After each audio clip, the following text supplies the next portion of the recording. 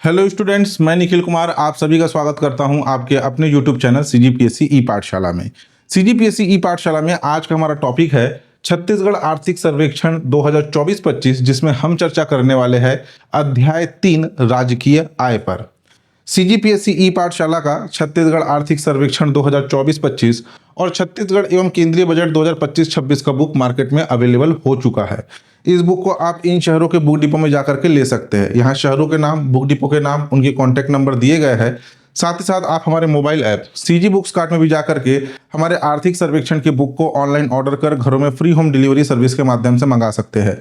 CG books cart mobile app में आपको CGPSC ई पाठशाला के साथ साथ छत्तीसगढ़ के अन्य कोचिंग इंस्टीट्यूट, अन्य पब्लिकेशन के बुक अवेलेबल हो जाएंगे, जिसे आप घर बैठे ऑनलाइन ऑर्डर करके मंगवा सकते हैं। आप लोगों के लिए एक जानकारी और है, सीजीपीएससी ई पाठशाला के द्वारा सहायक विकास विस्तार अधिकारी ADEO का ऑनलाइन टेस्ट सीरीज कंडक्ट कराया जा रहा है।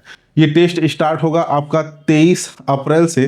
तो जो भी स्टूडेंट अपना रजिस्ट्रेशन कराना चाहते हैं वे हमारे छत्तीसगढ़ ई पाठशाला मोबाइल ऐप में जाकर के रजिस्ट्रेशन करा सकते हैं।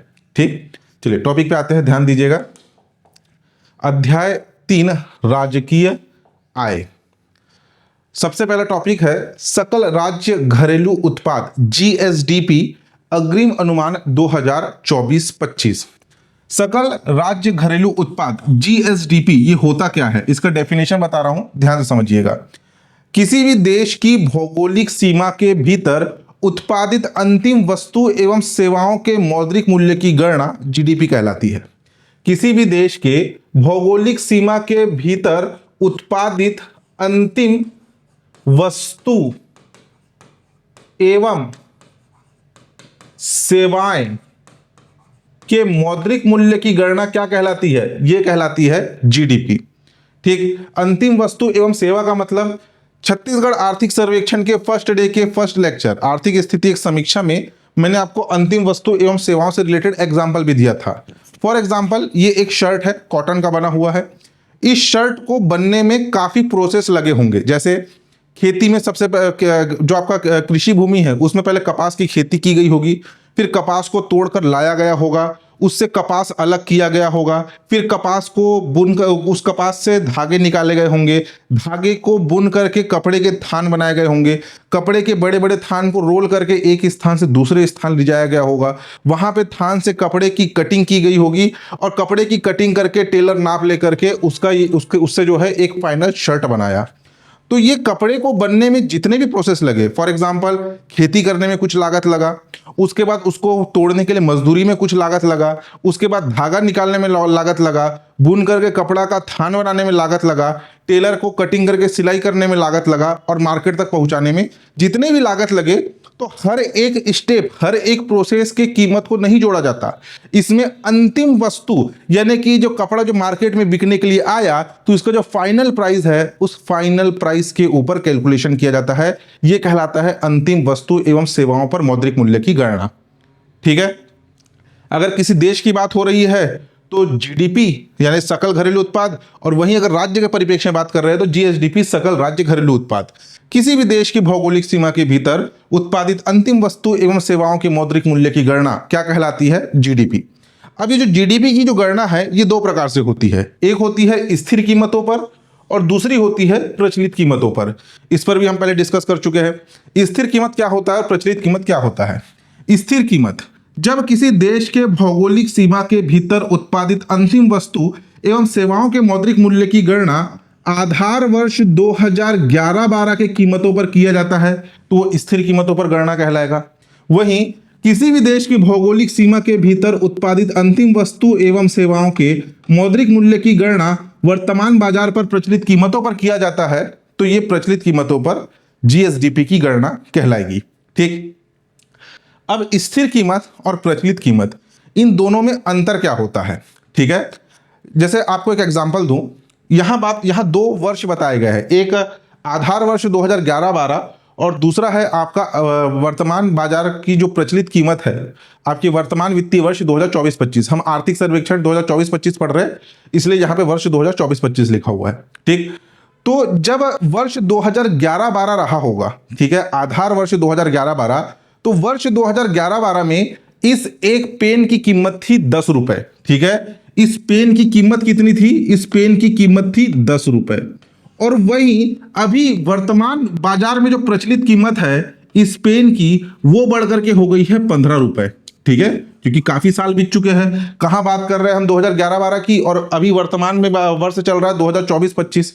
तो 2011-12 में इस एक पेन की कीमत थी 10 रुपए, और वर्तमान प्रचलित बाजार में इस पेन की कीमत बढ़ करके कितनी हो गई है? 15 रुपए। यानी कि पेन की कीमत पर 5 रुपए का इजाफा हुआ है, 5 रुपए की वृद्धि हुई है। ये वृद्धि क्या है? ये वृद्धि महंगाई है। वृद्धि क्या है? यह वृद्धि महंगाई है।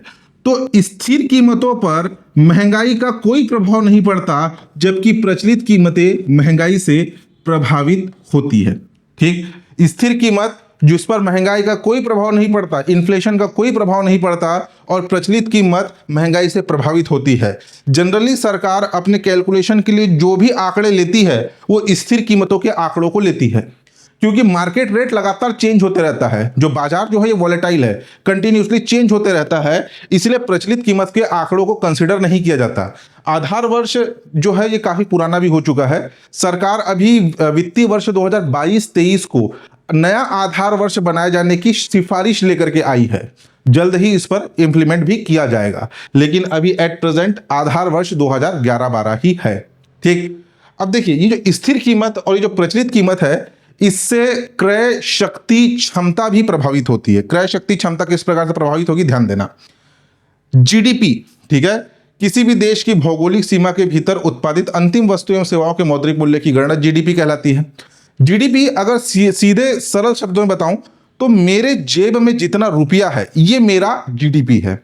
मान लीजिए मेरे जेब में 150 रुपया है, 150 रुपए, ठीक है, 150 रुपए ये मेरे जेब में है, तो ये मेरा क्या है? ये मेरा जीएसडीपी है।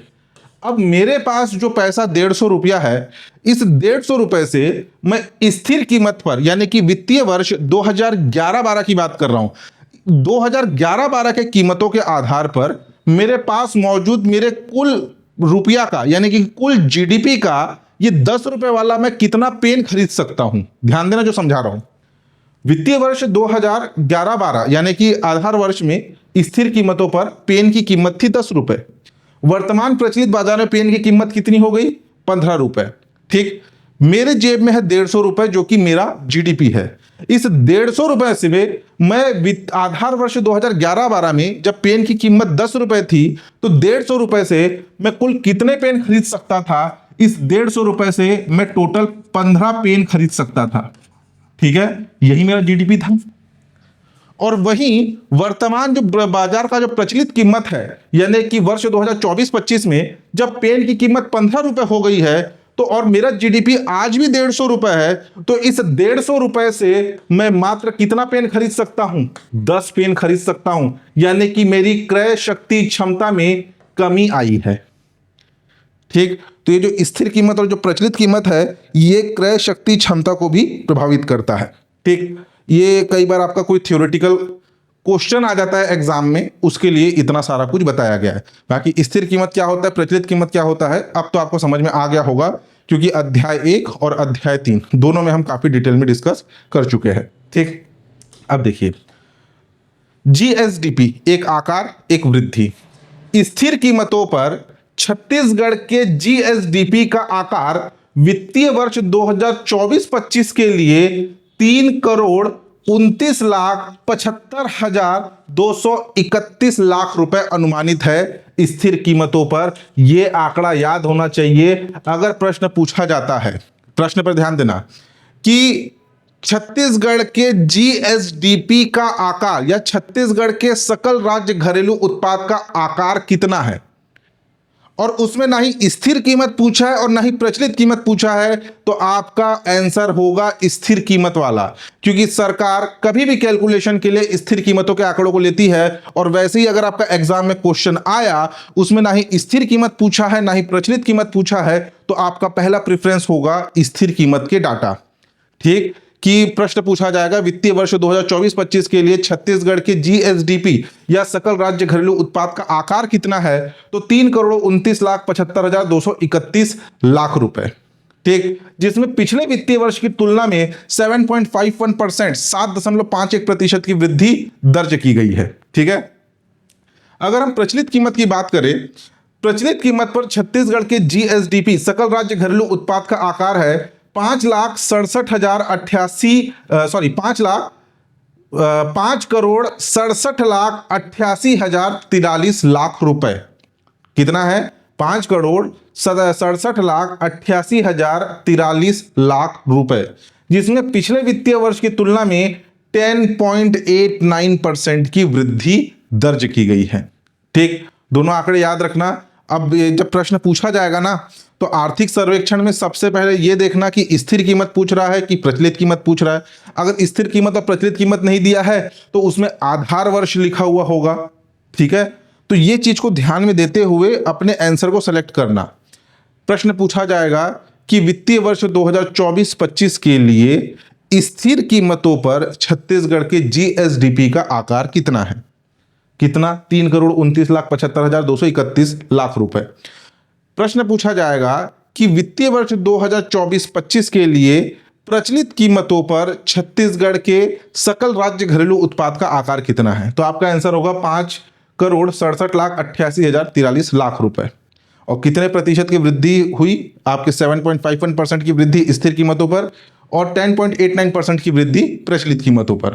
ठीक, अब देखिए कई बार एग्जाम में क्या करता है, अगर आप देखेंगे तो यहाँ पे आंकड़े लाख में दिए, लाख में मतलब 3,29,75,231 रुपए ये कीमत दिया है। तो कई बार लाख को हटा देगा। ठीक है, लाख हटा के यहाँ पे करोड़ कर देगा और इसका लास्ट का 2 डिजिट हटा देगा। आप तो पढ़ के जाएंगे कि सर ने तो हमें जो है आपका 3, 2, 5, 2, 7 और 1, 8 डिजिट का आंकड़ा पढ़ाया है, लेकिन एग्जाम में मात्र आपका 3, 3, 6 डिजिट का आया है। लेकिन ये भी तो देखिए कि लाख के बाद 10 लाख और करोड़ ये 2 डिजिट को हटा दिया है, और ऐसा एग्जाम में क्वेश्चन आया भी है। ठीक है, लाख को हटा करके इसको करोड़ कर देगा और लास्ट का 2 डिजिट यहां से हटा देगा। ठीक, चलिए आगे देखिए। नेक्स्ट है, यहां पे 2 लाइन लिखा हुआ है, ये 2 लाइन काफी इंपॉर्टेंट है, इसको ध्यान समझना। किसी राष्ट्र की आर्थिक स्थिति का सबसे उपयुक्त मापक कौन सा होता है और किसी राष्ट्र की आर्थिक समृद्धि या आर्थिक वृद्धि का सबसे उपयुक्त मापक कौन सा होता है? दोनों एग्जाम में आए हुए प्रश्न हैं। अगर प्रश्न पूछा जाएगा कि किसी देश की आर्थिक स्थिति का सबसे उपयुक्त मापक क्या होता है, तो वो होता है जीडीपी या राज्य के परिप्रेक्ष्य में जीएसडीपी। ठीक, और वहीं अगर किसी राष्ट्र की आर्थिक समृद्धि पूछ रहा है या आर्थिक वृद्धि का सबसे उपयुक्त मापक पूछ रहा है, तो वो होगा आपका पर कैपिटा इनकम यानी कि प्रति व्यक्ति आय। और दोनों single one liner question exam में पूछे गए हैं। अगर आर्थिक स्थिति का उपयुक्त मापक पूछ रहा है तो जीएसडीपी, और आर्थिक समृद्धि या आर्थिक वृद्धि का उपयुक्त मापक पूछ रहा है तो पर कैपिटा इनकम।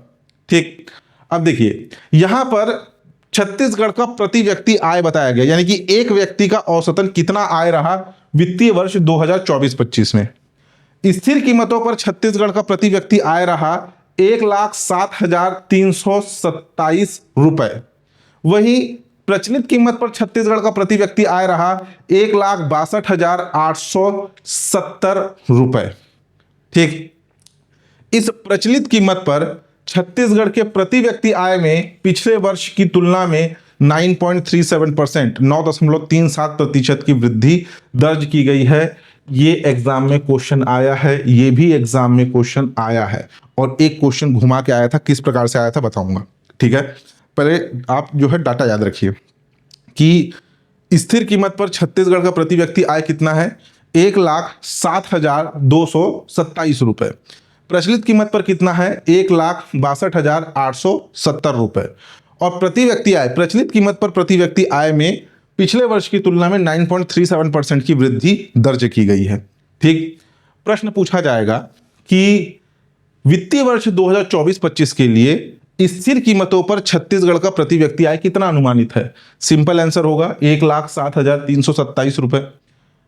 वित्तीय वर्ष 2024-25 के लिए प्रचलित कीमत पर छत्तीसगढ़ का प्रति व्यक्ति आय कितना अनुमानित है? तो 1,62,870 रुपए। वित्तीय वर्ष 2024-25 के लिए छत्तीसगढ़ के प्रचलित कीमतों पर प्रति व्यक्ति आय में कितने प्रतिशत की वृद्धि दर्ज की गई है पूछा जाएगा, तो उसमें 9.37%। ये बेसिक क्वेश्चन है। अब एक बार जो क्वेश्चन पूछा गया था पीएससी में, उस समय पीएससी में 5 विकल्प होते थे, ठीक है, 5 विकल्प होते थे, पांचवा ABCDE, जो पांचवा ऑप्शन होता था ई, वो रहता था इनमें से कोई नहीं। और वो सबसे बड़ा ऐसा टर्निंग पॉइंट होता था कि कई बार अगर पीएससी किसी प्रश्न में विवादों में पड़ता था तो हमेशा आंसर इनमें से कोई नहीं ले लेता था, ठीक है। देखिए प्रश्न क्या पूछा गया था उसको ध्यान दीजिएगा कि प्रश्न पूछा जाएगा वित्तीय वर्ष 2024-25 के लिए स्थिर कीमतों पर छत्तीसगढ़ का प्रति व्यक्ति आय कितना अनुमानित है।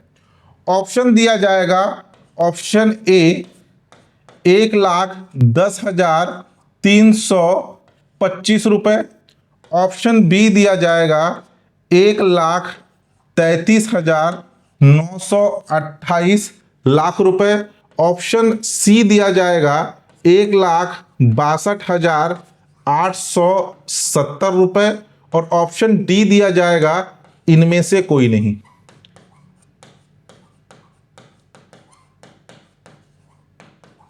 ठीक, प्रश्न क्या पूछा गया, इसलिए बार बार बोल रहा हूं, इकोनॉमिक सर्वे के क्वेश्चन को कभी भी अटेम्प्ट करेंगे तो क्वेश्चन को एक बार, दो बार, तीन बार रीड कीजिएगा। वित्तीय वर्ष 2024-25 के लिए स्थिर कीमतों पर छत्तीसगढ़ का प्रति व्यक्ति आय कितना अनुमानित है, ठीक है। अब यहां पर पूछ क्या रहा है, स्थिर कीमतों पर। जनरली बच्चे क्या करते हैं, दो डाटा पढ़ेंगे कि छत्तीसगढ़ का प्रति व्यक्ति आय 1,07,327 रुपए, 1,62,870 रुपए। अचानक से एग्जाम में क्वेश्चन आया, बस क्या पढ़ेंगे, प्रति व्यक्ति आय पूछ रहा है, दोनों डाटा में से कौन सा डाटा ऑप्शन में है, ये वाला डाटा ऑप्शन में है, मार दिए करेक्ट। लेकिन ये क्या है, 1,62,870 रुपए प्रचलित कीमत पर है, और यहां पूछा है स्थिर कीमत पर।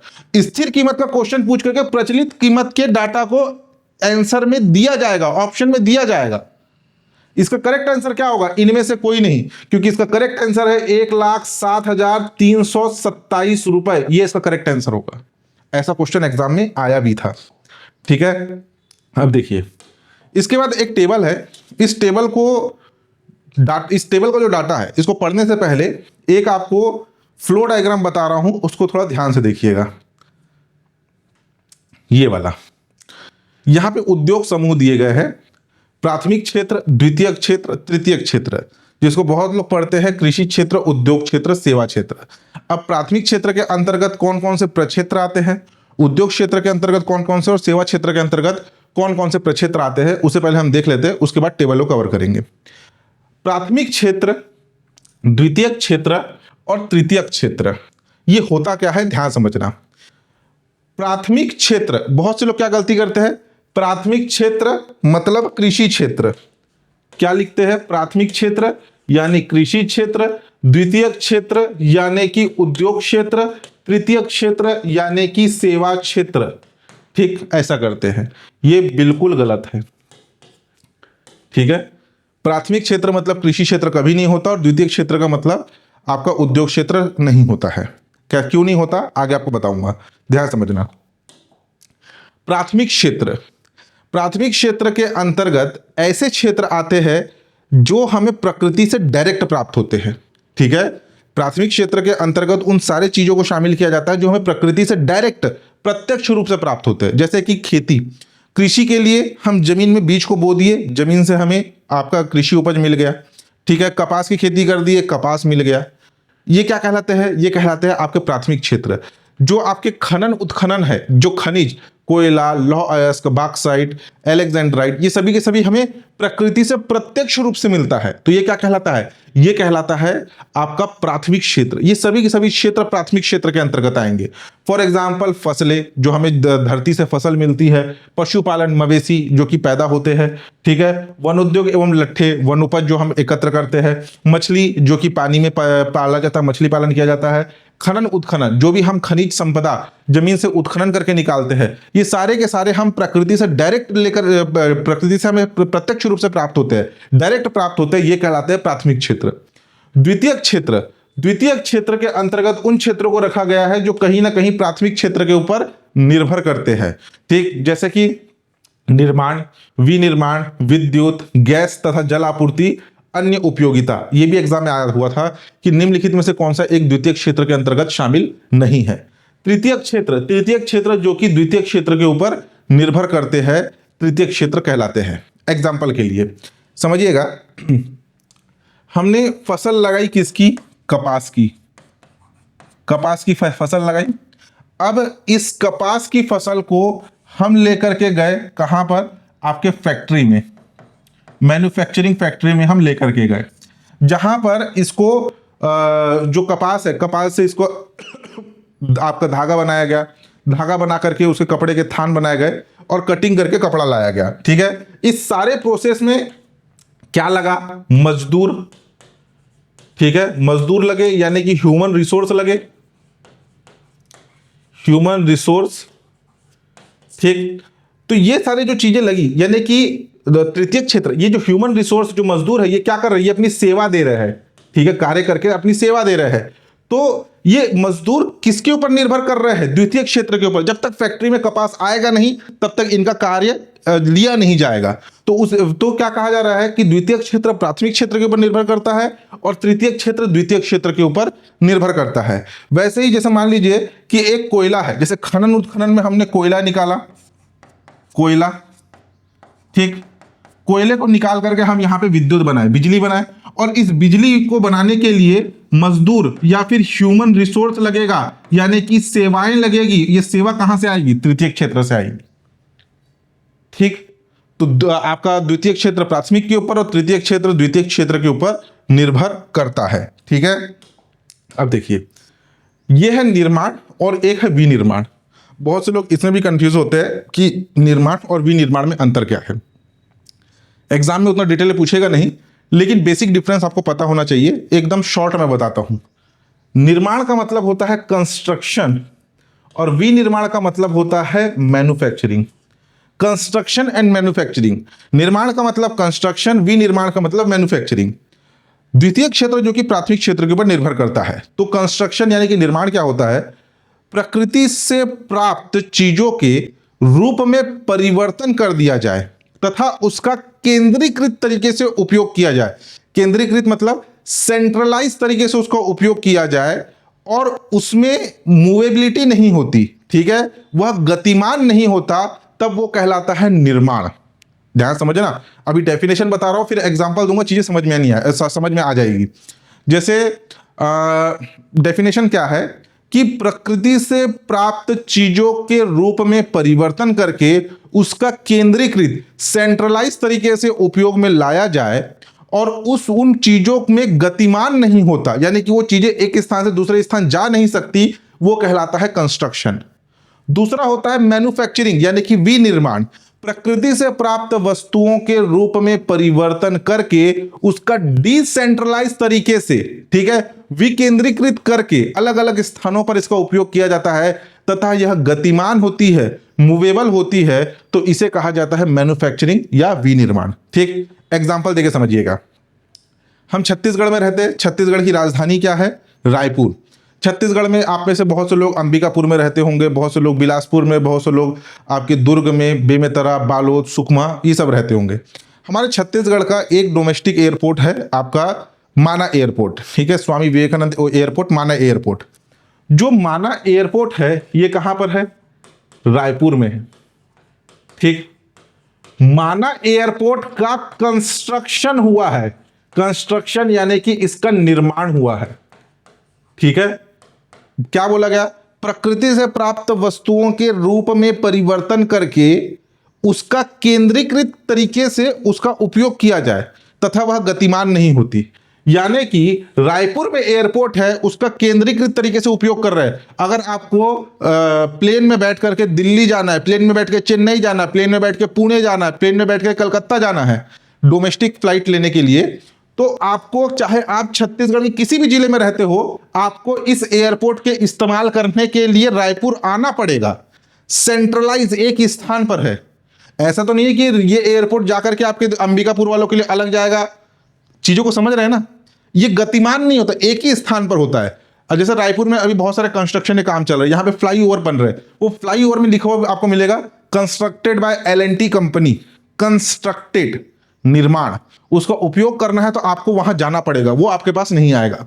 दूसरा होता है मैन्युफैक्चरिंग, यानी कि विनिर्माण। जैसे कि एग्जाम्पल के लिए साबुन, आप कोई भी साबुन यूज करते हैं, उसके पीछे आपको लिखा हुआ मिलेगा मैन्युफैक्चर्ड बाय, कंस्ट्रक्टेड बाय नहीं लिखा हुआ मिलेगा, मैन्युफैक्चर्ड बाय। ठीक, उसमें लिखा हुआ मिलेगा मैन्युफैक्चर्ड इन आपके नागपुर, मैन्युफैक्चर्ड इन गुजरात, ऐसा आपको लिखा हुआ मिलेगा। तो साबुन बना किसी और स्थान पर है, उसे आपके उपयोग के लिए भेजा गया छत्तीसगढ़ के रायपुर में, डिस्ट्रीब्यूशन किया गया और आप अपने घरों में इस्तेमाल करते हैं। तो प्रकृति से प्राप्त वस्तुओं के रूप में परिवर्तन करके उसका विकेंद्रीकृत तरीके से अलग अलग स्थानों पर उपयोग किया जाता है तथा ये चीजें गतिमान होती है, एक स्थान से दूसरे स्थान भेजा जा सकता है, तो ये विनिर्माण कहलाता है। हम जो कपड़े पहन रहे हैं ये मैन्युफैक्चरिंग हुआ है, मैन्युफैक्चर हुआ है, ठीक है। जैसे कि कपास का खेती कहीं और हुई, उसके बाद बुना कहीं और गया, कपड़े को सिला कहीं और गया और पूरे भारत भर में इसे बेचने के लिए लाया गया।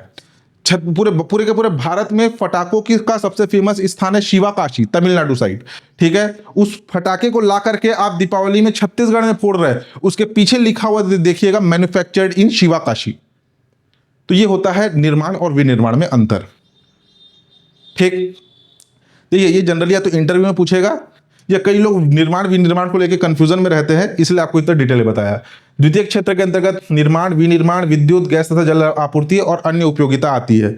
जबकि तृतीय क्षेत्र में व्यापार, ठीक है, होटल एवं जलपान गृह, परिवहन, संग्रहण एवं संचार, रेलवे, परिवहन, रेलवे के अतिरिक्त भंडारण, संचार एवं प्रसारण सेवा, वित्तीय सेवा, स्थावर संपदा, लोक प्रशासन, ये सभी के सभी आते हैं। अब देखिए, जो आपका ये प्राथमिक, द्वितीयक, तृतीयक क्षेत्र हो गया। अब आता है कृषि क्षेत्र, उद्योग क्षेत्र, सेवा क्षेत्र। कृषि क्षेत्र, कृषि क्षेत्र के अंतर्गत जैसे मैंने बताया, कृषि क्षेत्र बराबर प्राथमिक क्षेत्र नहीं होता। कृषि क्षेत्र के अंतर्गत पशुपालन आता है, फसलें आती है, पशुपालन आती है, वन उद्योग एवं लट्ठे बनाना आता है, मछली उद्योग आता है, लेकिन खनन तथा उत्खनन ये कृषि क्षेत्र में शामिल नहीं है।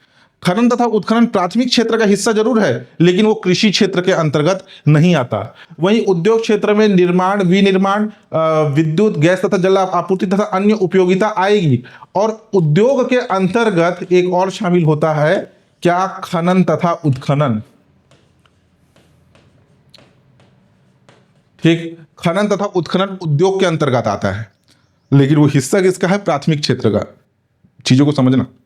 देखिए यहां पे और चीजें आपको क्लियर से समझ में आएगी। ये कृषि क्षेत्र में, कृषि क्षेत्र क्या होता है? जब हम प्राथमिक क्षेत्र में खनन तथा उत्खनन को हटा दे तो कृषि क्षेत्र कहलाएगा, और वहीं द्वितीय क्षेत्र में हम खनन तथा उत्खनन को जोड़ दे तो वो उद्योग क्षेत्र कहलाएगा।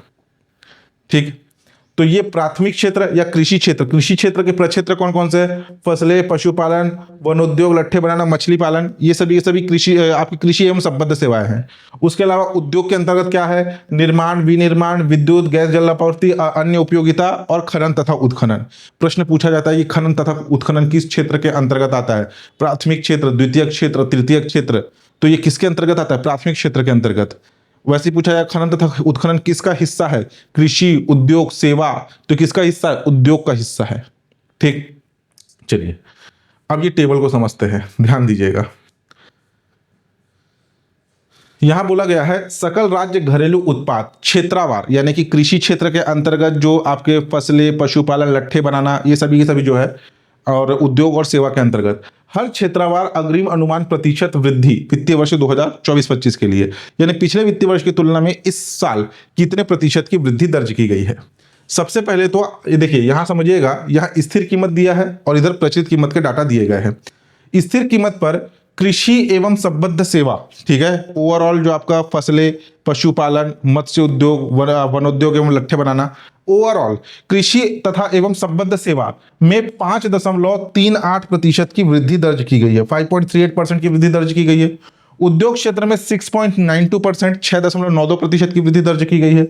सेवा क्षेत्र में 8.54, ठीक है, 8.54% की वृद्धि दर्ज की गई है। और ओवरऑल सकल राज्य घरेलू उत्पाद में 7.51% की वृद्धि दर्ज की गई है। सबसे पहले इस टेबल के इस कॉलम के जितने भी डाटा है इसे पहले याद रखिएगा। प्रश्न पूछा जाएगा वित्तीय वर्ष 2024-25 के लिए छत्तीसगढ़ के कृषि एवं संबद्ध सेवाओं में स्थिर कीमतों पर कितना प्रतिशत वृद्धि अनुमानित है? कितना? 5.38%। वैसे अगर प्रचलित कीमतों पर बात करें तो प्रचलित कीमतों पर कृषि एवं संबद्ध सेवा में 9.27% की वृद्धि, उद्योग क्षेत्र में 9.22%, 9.22% की वृद्धि, सेवा क्षेत्र में 13.43, 13.43% की वृद्धि और सकल राज्य घरेलू उत्पाद प्रचलित कीमत पर 10.89% की वृद्धि दर्ज की गई है। तो सबसे पहले कृषि उद्योग सेवा के स्थिर कीमत और प्रचलित कीमत के आंकड़ों को पढ़िएगा, उसके बाद फिर अलग अलग क्षेत्र के डाटा को आपको देखना है, ठीक है। अब हम देखेंगे जैसे कृषि के अंतर्गत आपका पशुपालन, मछली पालन, वनोद्योग, फसलें शामिल था। तो जो अलग अलग जो प्रक्षेत्र शामिल है उसमें सर्वाधिक वृद्धि किस प्रक्षेत्र में हुई है और सबसे कम वृद्धि किस क्षेत्र में हुई है? तो कृषि एवं संबद्ध सेवा के अंतर्गत पशुपालन में सर्वाधिक वृद्धि दर्ज की गई है 10.02% की, और सबसे कम वृद्धि दर्ज की गई है वनोद्योग में 3.96%, 3.96% की। वैसे ही उद्योग के अंतर्गत निर्माण, विनिर्माण, विद्युत, गैस तथा जल आपूर्ति, अन्य उपयोगिताएं शामिल है, ठीक है, खनन तथा उत्खनन भी शामिल है। तो उद्योग के अंतर्गत आपका सर्वाधिक वृद्धि विद्युत, गैस, जल आपूर्ति में 9.52%, 9.52% की वृद्धि दर्ज की गई है, और सबसे कम विनिर्माण में 6.12%, 6.12% की वृद्धि दर्ज की गई है। सेवा के अंतर्गत आपका सर्वाधिक जो वृद्धि दर्ज की गई है वो है व्यापार, होटल, जलपान गृह में 14.06%। सबसे कम वृद्धि दर्ज की गई है माइनस में रेलवे में -7.38%। अगर ओवरऑल जीएसडीपी की बात करें तो ओवरऑल जीएसडीपी में सर्वाधिक वृद्धि इस व्यापार, होटल एवं जलपान गृह का है, और सबसे कम वृद्धि रेलवे का है, ठीक है। ओवरऑल बात हो रही है यानी कि कृषि, उद्योग, सेवा सबको मिला करके, ठीक। वही प्रचलित कीमत पर बात करें तो प्रचलित कीमत पर कृषि एवं संबद्ध सेवा में सर्वाधिक वृद्धि पशुपालन 14.03%, सबसे कम वृद्धि वनोद्योग 5.07%। उद्योग क्षेत्र के अंतर्गत प्रचलित कीमत पर सर्वाधिक वृद्धि विद्युत, गैस, जल आपूर्ति 12.44%, सबसे कम वृद्धि विनिर्माण 6.96%। सेवा क्षेत्र में सर्वाधिक वृद्धि व्यापार, होटल, जलपान गृह 19.52%, सबसे कम वृद्धि रेलवे -9.44%। ओवरऑल अगर देखा जाए तो सर्वाधिक वृद्धि व्यापार, होटल, जलपान गृह में, और सबसे कम वृद्धि रेलवे की है, ठीक। अब देखिए इसमें ना पहले ऐसा होता था कि कृषि क्षेत्र के अंतर्गत सर्वाधिक वृद्धि किस प्रक्षेत्र की है, ऐसा क्वेश्चन आ जाता था। अब प्रश्न पूछेगा कि निम्नलिखित दिए गए प्रक्षेत्रों में से किसका वृद्धि दर सर्वाधिक है? ऑप्शन ए पशुपालन, ऑप्शन बी विद्युत, गैस, जल आपूर्ति, ऑप्शन सी निर्माण, ऑप्शन डी उद्योग, ठीक। परसेंटेज नहीं देगा, बोलेगा कि छत्तीसगढ़ के कृषि एवं संबद्ध क्षेत्र के अंतर्गत स्थिर कीमतों पर निम्नलिखित प्रक्षेत्रों में से किसमें किसका वृद्धि दर सर्वाधिक है? इन चार में से किसका वृद्धि दर सर्वाधिक है? अगर परसेंटेज याद होगा तो आसानी से आप सेलेक्ट कर सकते हैं ऑप्शन ए पशुपालन, तो परसेंटेज के साथ याद होना चाहिए, ठीक। ये तो था क्षेत्रवार वृद्धि। अब हम बात करेंगे योगदान। सकल राज्य घरेलू उत्पाद जीएसडीपी क्षेत्रवार अग्रिम अनुमान प्रतिशत भागीदारी 2024-25, यानी कि छत्तीसगढ़ का जो जीएसडीपी का आकार है 3,29,75,235 रुपए का, उसमें कृषि क्षेत्र की भागीदारी कितनी प्रतिशत है, उद्योग क्षेत्र की भागीदारी कितनी प्रतिशत है, और सेवा क्षेत्र की भागीदारी कितना प्रतिशत है? भागीदारी हिस्सा की बात हो रही है, ठीक है, ध्यान समझना। इससे पहले हमने क्या देखा? इससे पहले हमने देखा था वृद्धि, अभी क्या बात हो रही है? भागीदारी की। जैसे कि छत्तीसगढ़ के जीएसडीपी का आकार स्थिर कीमतों पर है आपका 3,29,75,235 लाख रुपए। ये छत्तीसगढ़ के 231 लाख रुपए, ये छत्तीसगढ़ के जीएसडीपी का कुल आकार है। तो इस 3,29,00,000 रुपए में से सर्वाधिक जो आपका हिस्सेदारी है, सर्वाधिक जो भागीदारी है वो है उद्योग क्षेत्र का। कितना? 47.90%। उसके बाद सेकंड नंबर पर है सेवा क्षेत्र 35.30%, और थर्ड नंबर पर है कृषि क्षेत्र 16.80%। एग्जाम में प्रश्न पूछा जाएगा कि छत्तीसगढ़ के सकल राज्य घरेलू उत्पाद में स्थिर कीमतों पर वित्तीय वर्ष 2024-25 के लिए कृषि क्षेत्र का कितना प्रतिशत योगदान है, तो वो है 16.80%। सबसे पहले तो आप स्थिर कीमतों का याद रखेंगे, प्रचलित कीमत का याद नहीं भी रखेंगे तो भी चलेगा, ठीक है। अब जो छत्तीसगढ़ के जीएसडीपी का आकार है 3,29,00,000 रुपए, उसमें कृषि क्षेत्र का योगदान 16.80% तो है। अब इस कृषि क्षेत्र के अंतर्गत कौन सा प्रक्षेत्र, यानी कि फसलें, पशुपालन, मछली उद्योग और आपका वन उद्योग एवं लट्ठे बनाना, इन चारों में से सर्वाधिक भागीदारी किसकी है, तो वो है फसलों की 9.67%। वैसे उद्योग के अंतर्गत सर्वाधिक भागीदारी है विनिर्माण की 18.13%, और सेवा के अंतर्गत सर्वाधिक भागीदारी है स्थावर संपदा की 8.02%, ठीक है, 8.02%। तो इससे भी क्वेश्चन आता है, इसको भी ध्यान देना। सबसे पहले कृषि क्षेत्र का योगदान, सेवा क्षेत्र का योगदान, उद्योग क्षेत्र का योगदान कितना प्रतिशत है, इंपॉर्टेंट है स्थिर कीमतों पर, ठीक। उसके बाद अगर हम बात करें, नेक्स्ट है आपका प्रचलित कीमत पर। प्रचलित कीमत पर आप जीएसडीपी का आकार है 5,67,00,000 रुपए। ये छत्तीसगढ़ के जीएसडीपी का आकार प्रचलित कीमतों पर है। तो इस 5,67,00,000 रुपए में से कृषि क्षेत्र का योगदान 20.07% है। 5,67,00,000 में से उद्योग क्षेत्र का योगदान 43.48% है, और इस 5,67,00,000 में से सेवा क्षेत्र का योगदान 36.45% है प्रचलित कीमतों में, ठीक है।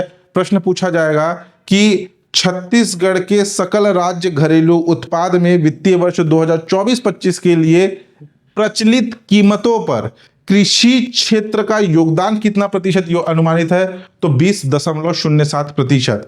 और इस कृषि क्षेत्र में से भी सर्वाधिक आपका भागीदारी है फसलों की 11.63%, उद्योग क्षेत्र में सर्वाधिक भागीदारी है निर्माण की 15.61%, और सेवा क्षेत्र में सर्वाधिक भागीदारी है स्थावर संपदा की 7.89%। ये भी याद होना चाहिए, ठीक। नेक्स्ट देखिए, अब ये जो योगदान दिया गया है ना स्थिर कीमत और प्रचलित कीमत पर, इसका भी सर्वाधिक किसका है, न्यूनतम किसका है, देख लेते हैं। जैसे कि मैंने बताया कि स्थिर कीमत पर जो योगदान है, देखिए ये आंकड़ा क्या बोल रहा है, जो पिछला हमने पाई डायग्राम पढ़ा है ना, उसका थोड़ा सा और डिटेलिंग है कि सकल राज्य घरेलू उत्पाद में क्षेत्रवार अग्रिम अनुमान प्रतिशत भागीदारी 2024-25। जैसे हमने देखा था कि कृषि क्षेत्र, कृषि एवं संबद्ध सेवा की भागीदारी 16.68%, उद्योग क्षेत्र की 47.90%, सेवा क्षेत्र की थी 35.30%। कृषि क्षेत्र में सर्वाधिक भागीदारी किसकी है, फसलों की 9.67%। सबसे कम भागीदारी किसकी है, पशुपालन की 1.77%। उद्योग क्षेत्र में सर्वाधिक भागीदारी है विनिर्माण की 18.13%। सबसे कम भागीदारी है विद्युत गैस जल आपूर्ति की 7.86%। स्थावर संपदा की सर्वाधिक भागीदारी है सेवा क्षेत्र में 8.02%। भंडारण की सबसे कम भागीदारी है कितनी, 0.08%। अगर ओवरऑल देखा जाए कृषि उद्योग सेवा क्षेत्र में, तो सर्वाधिक भागीदारी विनिर्माण की है और सबसे कम भागीदारी है भंडारण की, ठीक। वैसे ही अगर हम प्रचलित कीमत पर बात करें, तो कृषि एवं संबद्ध सेवा प्रचलित कीमत पर भागीदारी है जीएसडीपी में 20.07%, उद्योग क्षेत्र की भागीदारी है 43.48%, और सेवा क्षेत्र की भागीदारी 36.45%। कृषि क्षेत्र में सर्वाधिक भागीदारी है फसलों की 11.63%, सबसे कम भागीदारी है पशुपालन की 2.48%, उद्योग में सर्वाधिक भागीदारी है निर्माण की 15.61%, सबसे कम भागीदारी है विद्युत गैस जल आपूर्ति की कितनी, 6.88%। वैसे ही सेवा क्षेत्र में सर्वाधिक भागीदारी स्थावर संपदा की है और सबसे कम है भंडारण की। ओवरऑल देखा जाए तो ओवरऑल प्रचलित कीमत पर निर्माण की भागीदारी सर्वाधिक है और भंडारण की भागीदारी सबसे कम है। देखिए ये कुछ ऐसे चैप्टर है जिससे क्वेश्चन पूछे जाने की संभावना बहुत रहती है कि पिछले वर्ष की तुलना में कितने प्रतिशत की वृद्धि हुई स्थिर कीमतों पर, प्रचलित कीमतों पर, प्रति व्यक्ति आय कितना है, जीएसडीपी का आकार कितना है, जीएसडीपी में कृषि क्षेत्र का योगदान, उद्योग क्षेत्र का योगदान, सेवा क्षेत्र का योगदान प्रतिशत कितना है।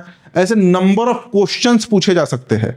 तो इसमें ना इसको देख के घबराना नहीं है। एक बार में ये परसेंटेज याद नहीं होते, 2 बार 3 बार 4 बार रिपीट करोगे ना तब ये याद होता है। कुछ नहीं तो इसको अप्रोक्स में याद रखा कीजिए कि 16% कृषि क्षेत्र का है, 47% उद्योग क्षेत्र का है, 35% जो है ये आपका सेवा क्षेत्र का है। वैसे ही इसमें 20%, 43%, 36% ऐसे करके अप्रोक्स में भी याद रखेंगे तो चलेगा। मेंस आंसर राइटिंग में भी अगर आंकड़े याद नहीं होते तो अप्रोक्स में बताएंगे तो हो जाता है। ठीक है, नेक्स्ट देखिए। अब ये है आर्थिक विकास दर 2024-25। ठीक है, यहां पे छत्तीसगढ़ का आर्थिक विकास दर कितना है बताया गया है और यहां भारत का कंपैरिजन दिया गया है। ठीक, तो छत्तीसगढ़ का जो आर्थिक विकास दर है वो है आपका 2024-25 के लिए स्थिर कीमतों पर 7.51%। लगातार 2-3 बार पढ़ रहे हैं इसको। ठीक है, भारत का है 6.4%। भारत से छत्तीसगढ़ का ज्यादा है। कृषि क्षेत्र का विकास दर है 5.38%। भारत का है 3.76%। छत्तीसगढ़ का ज्यादा है। उद्योग क्षेत्र की बात करें तो छत्तीसगढ़ का है 6.92%, भारत का है 6.22%। यहां पर भी छत्तीसगढ़ आगे है। सेवा क्षेत्र की बात करें तो सेवा क्षेत्र में छत्तीसगढ़ का है 8.54%, भारत का है 7.22%। यहां भी छत्तीसगढ़ आगे है। अगर प्रति व्यक्ति आय की बात करें प्रचलित कीमत पर तो छत्तीसगढ़ का है 1,62,870 रुपए, जिसमें पिछले वर्ष की तुलना में 9.37% की वृद्धि दर्ज की गई थी। वहीं भारत का है 2,01,62 रुपए, जिसमें पिछले वर्ष की तुलना में 8.66% की वृद्धि दर्ज की गई थी। अब अगर स्थिर कीमतों पर योगदान की बात करें जीएसडीपी में, तो कृषि क्षेत्र का जीएसडीपी में योगदान छत्तीसगढ़ का 16.80%। ठीक है, कृषि क्षेत्र में भारत का 14.16%। उद्योग क्षेत्र में छत्तीसगढ़ का जीएसडीपी में उद्योग क्षेत्र का भागीदारी वित्तीय वर्ष 2024-25 के लिए 47.90%। पाई डायग्राम में देखे थे। भारत का है 30.81%। वैसे ही छत्तीसगढ़ का है आपका सेवा क्षेत्र में भागीदारी 35.30%, भारत का है 55.03%। ठीक, ये है छत्तीसगढ़ और देश का क्षेत्रवार योगदान, कृषि क्षेत्र, उद्योग क्षेत्र और सेवा क्षेत्र का। ठीक, तो यहां पर आपका आर्थिक सर्वेक्षण अध्याय 3 राजकीय आय होता है कंप्लीट। इसमें मेरा मेहनत कम, आप लोगों का मेहनत थोड़ा ज्यादा था। ठीक है, आंकड़ों को देख करके डरना नहीं है, घबराना नहीं है। ये चैप्टर ऐसा है जिससे number of variety of question बन सकते हैं, बहुत सारे मल्टीपल क्वेश्चन बन सकते हैं। बहुत सारे क्वेश्चन के एग्जांपल तो मैंने क्लास के दौरान ही आपको बताया कि वृद्धि दर से क्वेश्चन आएगा, प्रति व्यक्ति आय से आएगा, भागीदारी प्रतिशत से क्वेश्चन आएगा, भारत से कंपेयर करते हुए आएगा। तो ऐसे वैरायटी ऑफ क्वेश्चन बन सकते हैं। तो 1 बार 2 बार 3 बार आंकड़ों को याद रखेंगे तभी ये चीजें याद होती है। तो आज के लिए इतना ही। किसी प्रकार का डाउट हो तो आप नीचे कमेंट करके पूछ सकते हैं। चैनल पर नए हैं तो चैनल को सब्सक्राइब कीजिएगा, लाइक और शेयर जरूर कीजिएगा। धन्यवाद।